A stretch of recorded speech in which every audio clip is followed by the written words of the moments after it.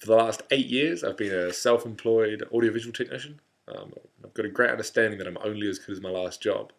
I live in the real world. I live in a world where promises are made and kept, and I live in a world where if you don't keep those, there are consequences. This is something that's quite different, I think, to a lot of people these days.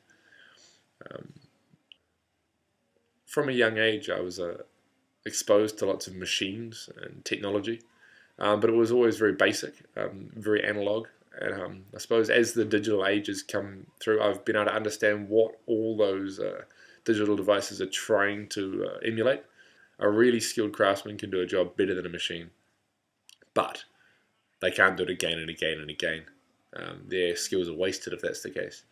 And so I think as a understander of these things, my job or my position will be to fit in between, to have a job where I'm able to use the machines, but also my craftsman skills in some way to make everything work better. I don't quite know what that is yet, but we'll work that out. Now I've got a history of working with the higher skilled end of the hospitality industry, and with this comes the strong importance of doing what you say, providing what you promised when you've promised it as well. And I suppose I had a situation earlier this year where we promised something and we actually provided it at the end, but we missed every deadline before that. And it wasn't within my standard profession, and I was really amazed at how the client took it. My normal job, if I've got 20 things I have to do, if I was to only do 19 of them, the client would only expect to pay half the price. And throughout the years, that's what I expect. I expect people to be looking to cut costs and just sort of not spend the money if they can avoid it. And I find that really interesting. How in certain other facets, people just get away with it, and it's expected that people get away with not actually doing what they say they'll do.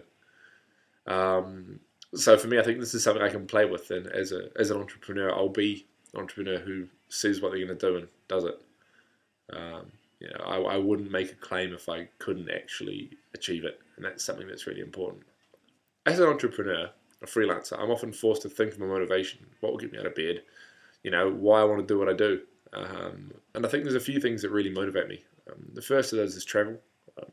I've seen a bit of the world, and I'd like to see a lot more of it, and this is really motivating. I want to have enough money to spend when I need to spend it. And first, it's buying plane tickets and being able to stay in a hotel or a backpackers in another side of the world. Maybe even still have my rent back home. Freedom. Freedom is a major motivation for me. To be free to travel, to take time, to spend some money, to make decisions, to take risks. This is what life's about, to break down the problems, work out a solution, work out whether it's worth it, and then solve it. Thank you. I suppose this is who I am as an entrepreneur. I'm a person. I don't want to make millions. I want to have fun.